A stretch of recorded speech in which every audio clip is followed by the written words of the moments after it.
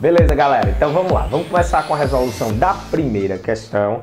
A formação frequente de grandes volumes de pirita, FeS2, é uma variedade de depósitos minerais, favorece a formação de soluções ácidas ferruginosas, conhecidas como drenagem ácida de minas. Esse fenômeno tem sido bastante pesquisado pelos cientistas e representa uma grande preocupação entre os impactos da mineração no ambiente. Em contato com o oxigênio a 25 graus Celsius, a pirita sofre reação de acordo com a equação química. Então vamos escrever a equação química aqui, ó, da pirita, né?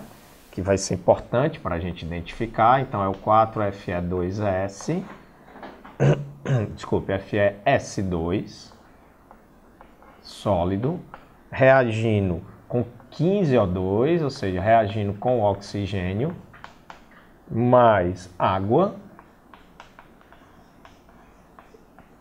E aí os produtos da reação vão ser o sulfato de ferro 3, Fe2SO4, 3, mais o H2SO4.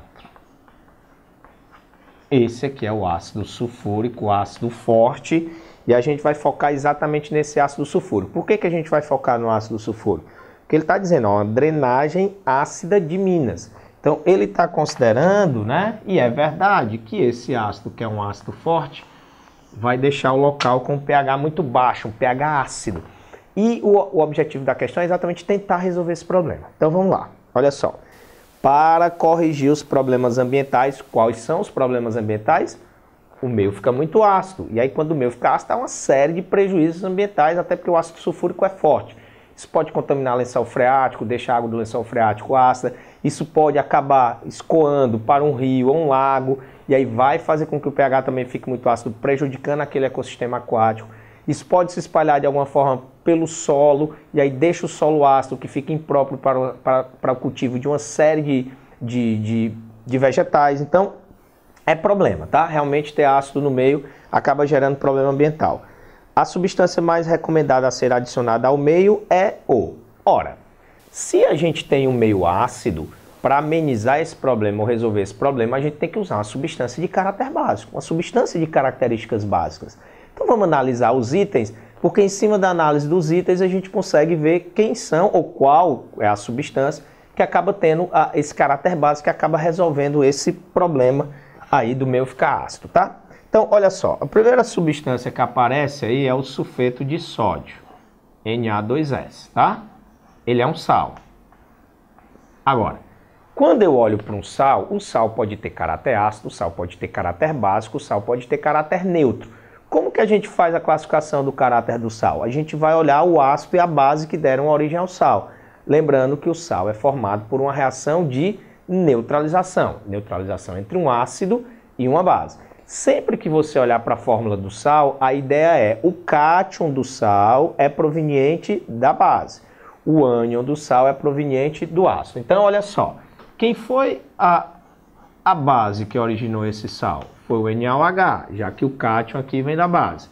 Quem foi o ácido que originou esse sal? Esse ânion, que é o sulfeto, vem do ácido. Então, ele é o ácido sulfídrico, que é o H2S. Quais são as bases fortes? Base de metais alcalinos e alcalinos terrosos. Então, essa base é forte. Já o H2S é um hidrácido. Só conhecemos 3 hidrácidos fortes. HCl, HBr e HI. O HF é um hidrácido moderado, único. Todos os demais hidrácidos são fracos. Então, o H2S é fraco. Ora, se esse sal vem de uma base forte e de um ácido fraco, vai prevalecer para ele o caráter básico. Então, esse sal tem caráter básico. Professor, está resolvido. Se ele é um ácido, você vai adicionar um sal de caráter básico e resolve o problema. Tenha calma, tá? Vamos analisar os demais itens, porque pode aparecer algum detalhe importante e a gente vai comentar esse detalhe importante.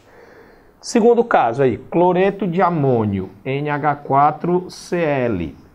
Beleza, o cátion vem de uma base, NH4OH.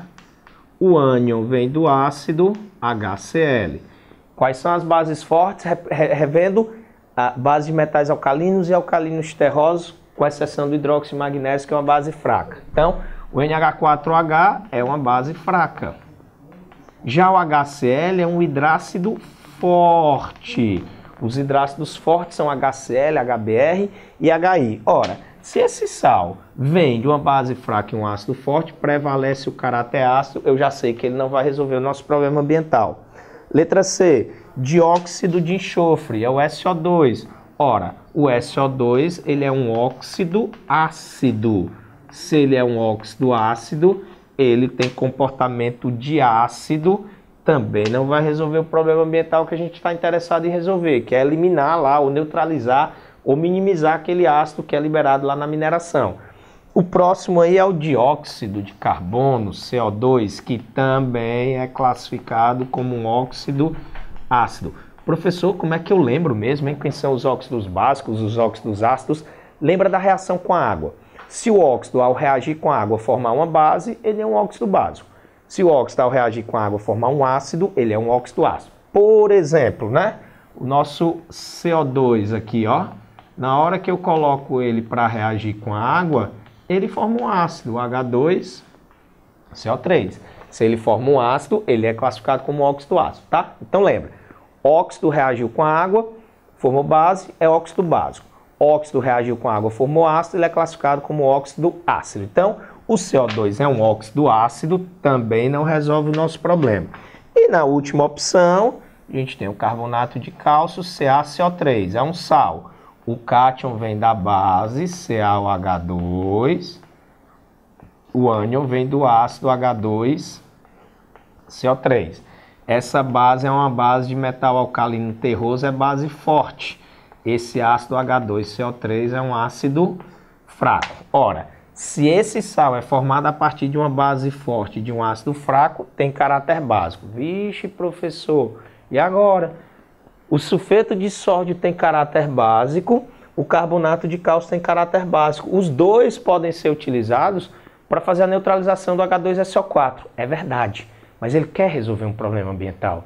Ele quer que o meio fique menos ácido. E aí qual é a ideia que eu posso usar aqui para identificar qual dos dois vai ser o mais adequado? Porque realmente em termos de neutralização, os dois conseguem reagir com ácido sulfúrico. Mas olha só, se eu fizer a reação do ácido sulfúrico com Na2S, o sulfeto de sódio, isso é uma reação de dupla troca. Então, o cátion de uma substância se liga ao ânion da outra substância. Então, isso vai formar sulfato de sódio, Na2SO4 mais H2S. Já a reação do ácido sulfúrico com carbonato de cálcio, H2SO4 mais CaCO3. Reação de dupla troca. O cátion de uma substância se liga ao ânion da outra. Vai formar CaSO4, sulfato de cálcio. E aí, os dois hidrogênios aqui do H2SO4 se ligando ao carbonato, que é o CO3 2-, vai formar H2CO3, é o ácido carbônico. Só que esse ácido carbônico tem uma estabilidade muito pequena. Quando esse ácido carbônico se forma, ele tende a se decompor em água mais CO2. Compare aqui as duas reações. Quando eu uso sulfeto de sódio, eu libero H2S. Esse H2S é uma substância tóxica. Então, eu estou eliminando o H2SO4, que é quem provoca a acidez, é o problema ambiental, mas estou criando outro problema. Estou liberando uma substância tóxica, que é o H2S. As pessoas que vão respirar esse H2S vão ter problema de toxicidade, tá? Já no segundo caso, eu libero, além do sulfato de cálcio, CO2 mais água, CO2 mais água, nenhuma das duas substâncias apresenta características de toxicidade. Então, duas substâncias conseguem fazer a neutralização, tem caráter básico, só que uma delas elimina uma substância que vai apresentar toxicidade, enquanto a outra não elimina nenhuma substância. Então, se eu quero resolver o problema e não quero causar outro, quero resolver o problema de vez, eu tenho que utilizar o carbonato de cálcio. É a substância básica que na reação de neutralização não vai liberar nenhuma substância que vai trazer nenhum problema de toxidez. Então, a resposta da primeira questão, então, fica sendo o item E. O carbonato de cálcio é a substância adequada para resolver esse problema ambiental. Questão de funções inorgânicas é o quinto assunto mais recorrente na prova do Enem. Resposta letra E.